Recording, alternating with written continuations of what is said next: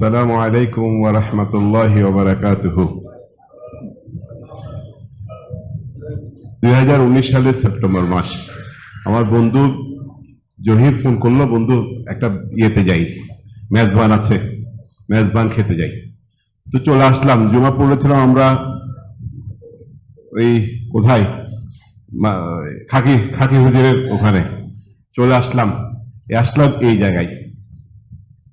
আসার পর বাহারের যে প্রথম প্রজেক্টটা আছে ওই জায়গায় একটা মেজবান ছিল, মেজবান খেলাম আমরা। বাহারের সাথে সেদিনে আমার প্রথম পরিচয় 2019 সালের কত সেপ্টেম্বর, 27 সেপ্টেম্বর।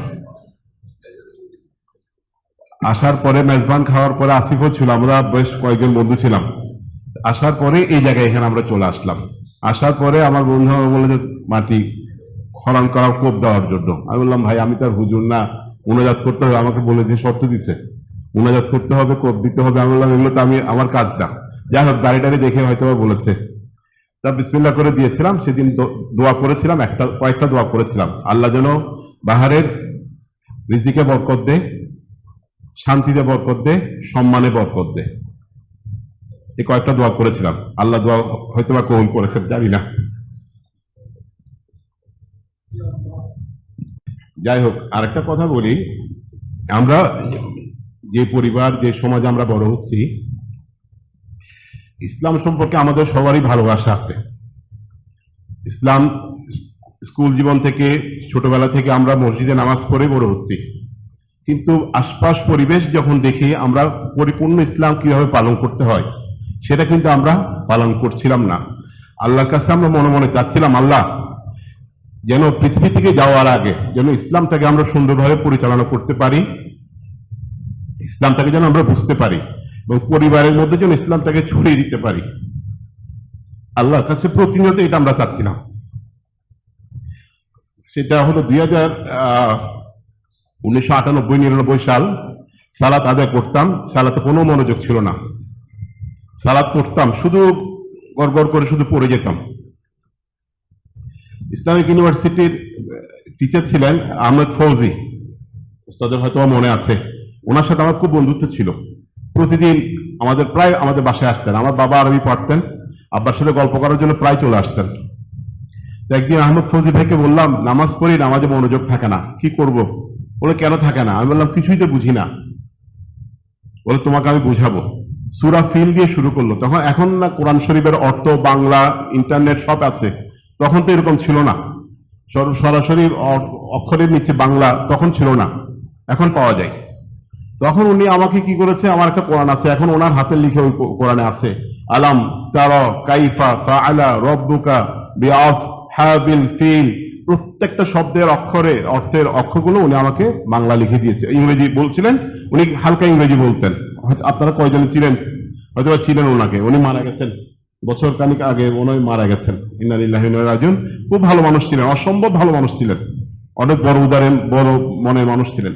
তো উনি এই কথা বলার পরে যখন ওই কথাগুলো সূরা ফিল থেকে নাস পর্যন্ত সালাতে আদায় করতাম, আদায় করতে গেলে দেখি নামাজে মনোযোগ থাকে, কিছু থাকে। আগে কিছুই থাকতো না, গড় করে কম্পিউটার বুটিং সিস্টেমের মাধ্যমে নামাজটা পড়তাম, কিন্তু এখন একটু মনোযোগ থাকে। এরপর আল্লাহর কাছে চাইতাম, আল্লাহ কিভাবে আরো বেশি মনে রাখা যায়, কারণ একটু মজা পাচ্ছিলাম। তখন 2008 সালের দিকে আমরা কি করলাম, আমরা একটা প্রোগ্রাম চালু করলাম, নামাজে কিভাবে মনোযোগ দিয়ে নামাজ সালাত আদায় করতে হয়। এটা নিয়ে আমরা বছর অনেক কাজ করি, মাঝে মাঝে এখনো কাজ করি।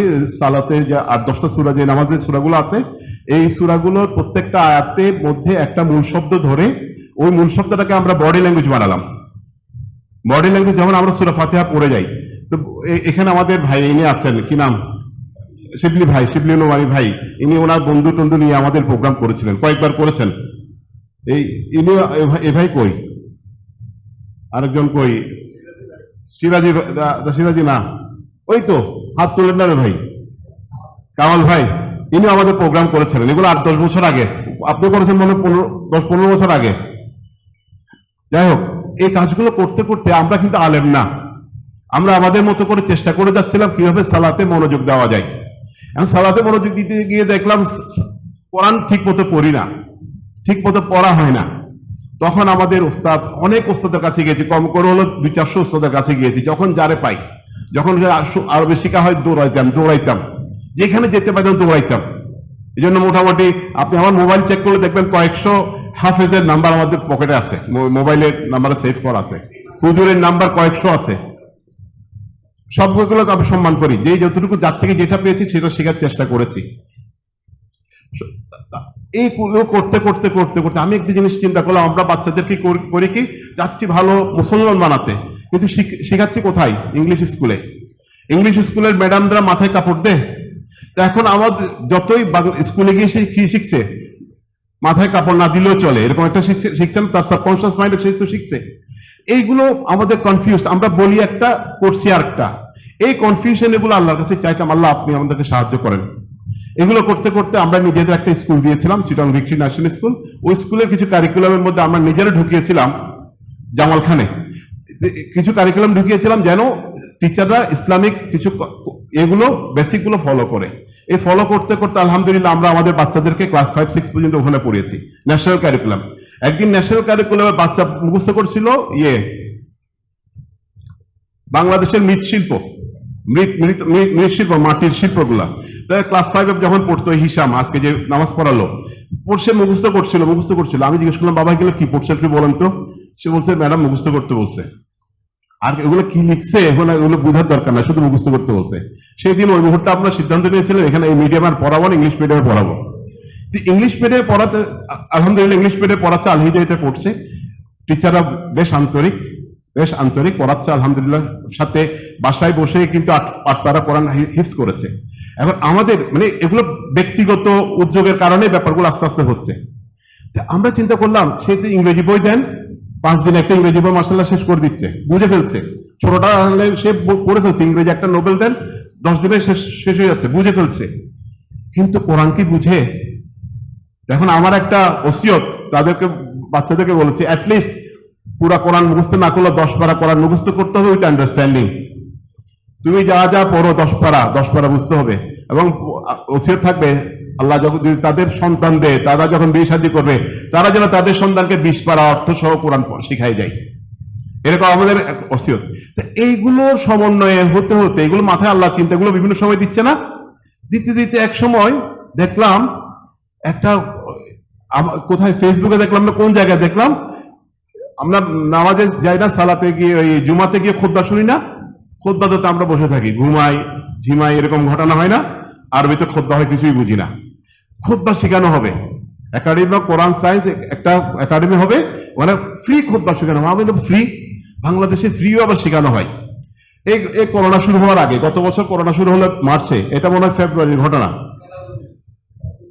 হ্যাঁ, এর ফোন দিলাম, তুই শিখে গই। তা আমরা আসলাম, আমি আর কাউকে পাইলাম, নাবিলকে পাইছিলাম, ওই নাবিল ইসলামিক ইউনিভার্সিটির টিচার, ও চলেন, আমি একা একা যেতে কেমন সংকোচ করে না, তো নাবিলকে নিয়ে আসলাম। দেখি আমাদের ওস্তাদ, ইনি আরেকজন একটু শর্ট করেছিলেন, আরেকজন ওস্তাদ, কি নাম, আরেকজন ছিলেন, আপনার সাথে আরেকজন ছিলেন। তো 5 দিন আমরা মনে ক্লাস করতে পেরেছিলাম। এরপরে করোনার জন্য বন্ধ হয়ে গেল। ওস্তাদকে পরে জিজ্ঞেস করলাম, ওস্তাদ আমাদের ফ্রি খুতবা শিখাতে আর হইল না। এর মধ্যে চলে আসলো সাফিরুল কোরআন। সাফিরুল কোরআন যখন আসলো, তখন এটা অনলাইনে ক্লাস হবে। তা আবুল কালাম ওস্তাদকে তো আমরা চিনতাম পিস টিভির মাধ্যমে, আর ওনার একটা কথা বলার মধ্যে একটা ওয়ান্ডারফুল একটা আইডিয়া আছে। কথা বলার সময় খুব ধীরে ধীরে, আলফা মাইন্ডে উনি কথা বলেন। ওনার কথা থেকে রাগ করতে পারবে না, ওনার শত্রু রাগ করতে পারবে না। তো ওনার যখন আমরা একটা ক্লাস পেলাম, আল্লাহু আকবার, ক্লাসটা দেখি কি চমৎকার ক্লাস, সাহস দেয় শুধু, উনি খুব ক্লাসে খুব মোটিভেশন দেয়। এগুলো দেওয়ার পর আলহামদুলিল্লাহ, তখন যখন শুনলাম, তখন কি করলাম, আবার বন্ধুদেরকে, আমি একা একা পারি না, একা সালাদ পড়তে পারি না, একজনকে হয়ে দাঁড় করাই দিই। ওই দিন কোথায় যেন সালাদ পড়তেছিলাম, এরশাদ সালাদ না কি সালাদ মিস করলাম, আসরের সালাদ, আমি একা, আপনারা সবাই সালাদ পড়ে ফেলছেন। জহিরকে বললাম, জহির আমি তো সালাদ পড়ে, তুমি আমার আশা দাঁড়াও। একা আমি এক পড়তে পারি না, পাশে নিয়ে দাঁড়ালাম না, আসরের সালাদ আদায় করলাম। তখন সবাইকে, বন্ধুদেরকে, আবার সবাইকে, আমি কম করে হলে 50 জনকে বলেছি, মনে হয় 50-60 জনকে বলেছি, সাফিরুল কোরআনে এরকম একটা প্রোগ্রাম শুরু হতে যাচ্ছে। তারপরে দেখি বাহারকেও বললাম সাফিরুল কোরআনের প্রোগ্রাম এরকম, চলো বন্ধু করি। বাহার ফোন দিচ্ছে জহিরকে, বলে যে এই বুড়ো বসে কি শিখুন, এই বুড়ো বসে বেজ্জতে দিন ব্যাপারগুলো স্বাভাবিক যে ব্যাপারগুলো। তা আলহামদুলিল্লাহ আল্লাহ আমাদেরকে কবুল করেছেন। আমরা 3 মাসের প্রোগ্রাম, 1 বছরের প্রোগ্রামের জন্য টাকা জমা দিয়েছিলাম। আল্লাহ এক এক করে, যদি বা আদু ভাইয়ের মতো থাকতে চাই আমরা আরো শিখার জন্য ওস্তাদের কাছে, আলহামদুলিল্লাহ অনেক শিখেছি। সেই করতে করতে হঠাৎ করে ওস্তাদের সাথে, ওস্তাদ আমাদের ক্লাস নিতেন সাফিরুল কোরআনে।